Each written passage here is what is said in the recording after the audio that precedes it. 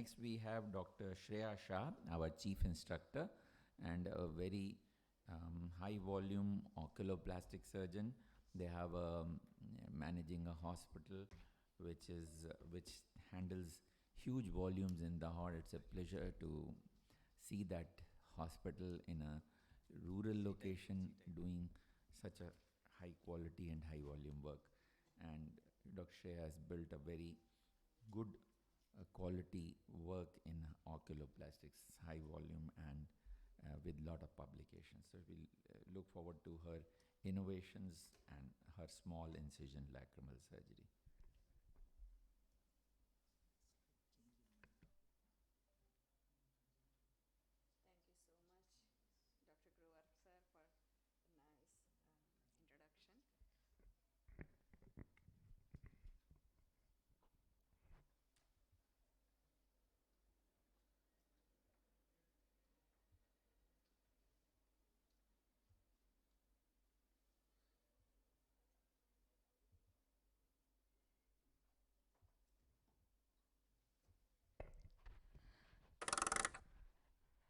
Thank you, sir.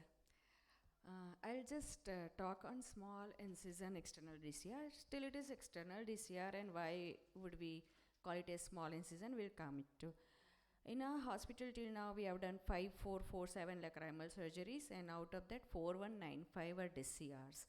Others were canalicular and incision and drainage surgeries. So we all know what happens. I'll not go into detail of it, but if you are learning, this thing happens later on at the old age sometime, and NLD closes by any fibrosis and the fluid comes back. That is called Roplas positive, what we call it as a. In children it is very, very easy. In children it's very, very easy just to break the bone or membrane which is lying in the inferior meatus. Just pass the probe, break the bone and come back. It's easy.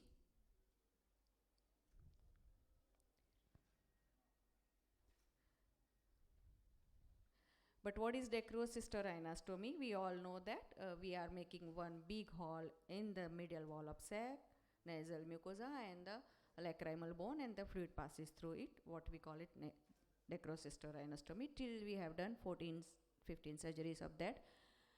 Dr. Nitin sir has showed very nice videos about it and flap and everything. It's wonderful results.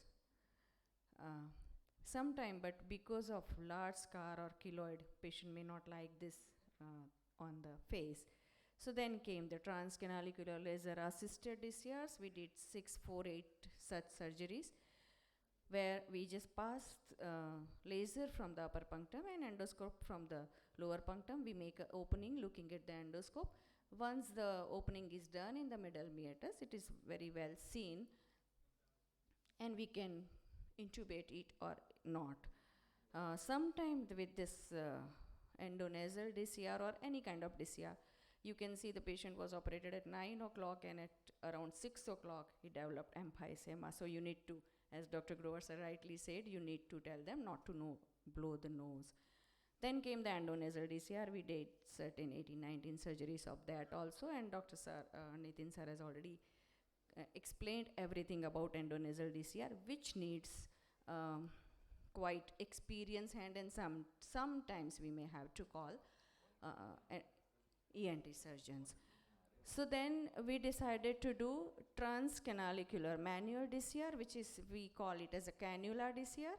We did in such 7 to 9 patients after just giving the anesthesia, local infiltration, after dilatation of both the puncti, both the canaliculus.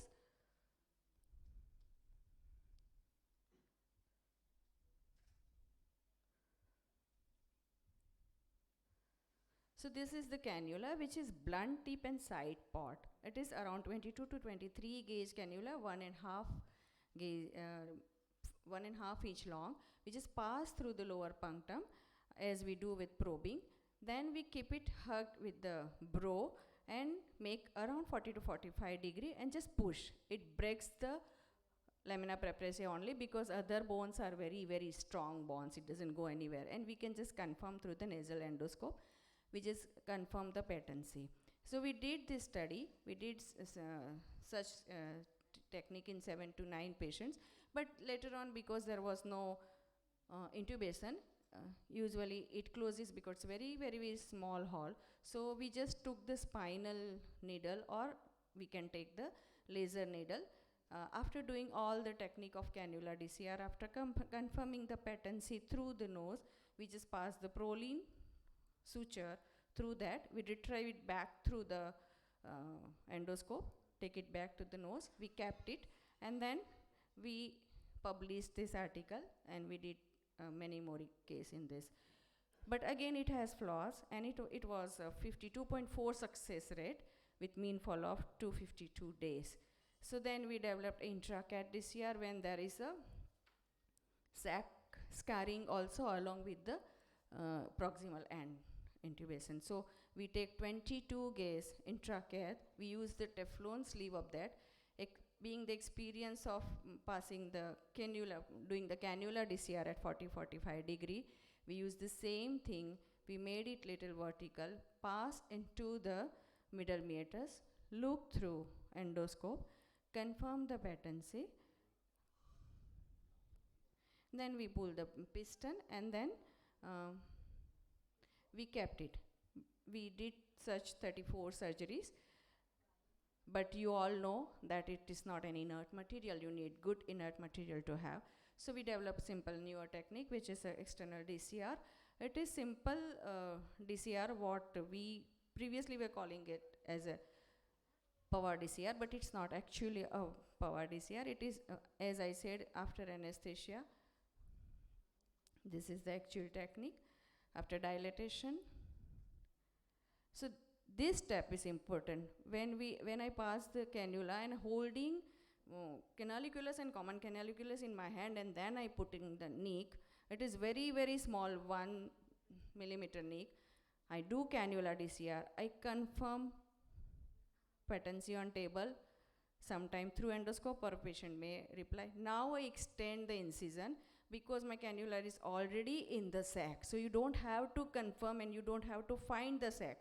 Once you, with the railroad technique, if you confirm the sac, you can just introduce the bone driller, which is around 3.5 millimeter in diameter. After drilling the lacrimal sac wall, bone, and the nasal mucosa, you can just introduce any kind of implant. Here we are implanting silicone implant. Even you don't need sometimes suction. It works fast. Once it is done, with the anti-clockwise, just remove and confirm the patency on table. And then I suture the sac with one, it's very good flowing of fluid, with one suture on the sac, which usually I take buried suture, and then 2 suture, I'm so sorry. And then 2 sutures, 1 suture only per string and 2 sutures on skin. And I measure all my incisions after surgery. So you can see it is usually comes sub 5 millimeter. So nowadays people are operating even SICS through 5.2 millimeter. So this is, we can confirm it, any kind of tube through the nose. Even sometimes you don't have to confirm, it drains very nicely, even if you are just putting the saline on it. We have done all the surgeries and we have measured all the incision. It's almost sub 5 millimeter incision. The same technique we have used even while doing this surgery. We all know usually we don't cut angular vein because if you are well versed with anatomy, you don't do. But there are some anatomical variations. So during my second incision, I just cut the angular vein. Once I did that, you don't have to stop there. You don't have to have fancy suctions and anything. You just go ahead with the surgery. By the time you operate, by the time you put implant, and then your drill itself becomes a tamponade, and then slowly you can perform the surgery. At the end, you can ligate the vessel. We did the canalicular DCR along with this, so we can confirm we can use the same Teflon slit along with this sleeve along with it. And this is the scar. So patient wants no scar, though there is external DCR. What we were expecting out of this, in the late stage, it is expected that the presence of tube into the lacrimal bone halts the process of healing of osteotomy, facilitates the migration of sac epithelialization around the osteotome and goes along the nasal mucosa, and this forms a permanent opening with a small incision, what we do with external DCR. So even if the tube is removed or extruded, you don't have to do anything. Post-operative management with as with all kinds of surgery, we prescribe anti-inflammatory antibiotics, and we follow up the patient for 7 days, 1 week, 3 weeks and 3 days. We don't do syringing until unless the patient is not telling about the epiphora. No need to just intervene. When patient is happy, you be happy, don't intervene. What can happen in later stage? A plugging of the distal end of the tube can be there by mucosa, by discharge, or by blood clot, or it can be just simple nasal mucosa which covers the tube. So what can happen? Here you can see, I only can see, so we have devised newer technique that mobile is hold and everybody can see what is there in the endoscope. So in OPD base also you can teach your students. So when there is early cause, you can just simply do this is how we recorded through mobile. So you can just simply clear the crust and the discharge which is covering the tube holes, and once it is clear, you just confirm the patency on the OPD base only. So you have to do endoscopy repeatedly. You have to keep one endoscope in your, and sometime we may have to take help of dacryocystography. So this is actual position funnel and is lying in the sac. What Dr. Nitin sir said, it is truly intracystic implant. It should pass in that way, and then it drains the fluid. But this is called intracystic position of implant. When there is covering of mucosa, we have our own cannula DCR, break it, and it works very well. Sometimes the thing can go that you incorporate, you take both the sac wall, so it becomes transcystic position. That is a difficult thing to handle. You need to know how will you diagnose, was it a transcystic? There will be patent syringing on table through the wound, but when you do through lower punctum, the sac will not swollen, there will not be patency because it has already taken 2 walls in that, and there will be constant epiphora. Sometimes this is the way you put, you are happy that you have put the tube and the patency is there on the table, but this is extracystic implant. You have just bypassed the sac. So in that condition, how will you diagnose? Again, when you do syringing through the incision, it will be patent. There can be constant epiphora, but there will be bulging of sac on syringing. Or sometimes just migration of tube happens in the sac wall. What will happen then? The surrounding the tube, there will be a fluid collection that we call it as a sump syndrome. Sometimes comes as an extrusion of tube, and don't worry, whenever there is extrusion of tube, you can do repeated surgeries with the same small incision technique. But sometimes it is just stuck in the bone, then you need to remove properly. Now we say that there is already plugging of tube, so we are coming up with some newer modification. We are passing bicanalicular intubation tube through the already placed silicone tube. So these bicanalicular intubation we can keep for 6 months, so there is no chances of blockage. So you can see bicanalicular intubation tube passed. We have done external DCR with silicone implant, and they are coming through the silicone implant. We are tied to the nose, and then later on we can remove. So complication, as sir said, it can be a granuloma. Other things we have already covered how the complication happens. We need happy patients. Thanks to my teachers. Thank you. Thank you all my co-instructors. Thanks a lot. Thank you, Dr. Shreya. As the talk illustrated, the high volumes of work that she has done has brought about all these innovations for simplifying the procedure and for making it more comfortable for the surgeon. Thank you for that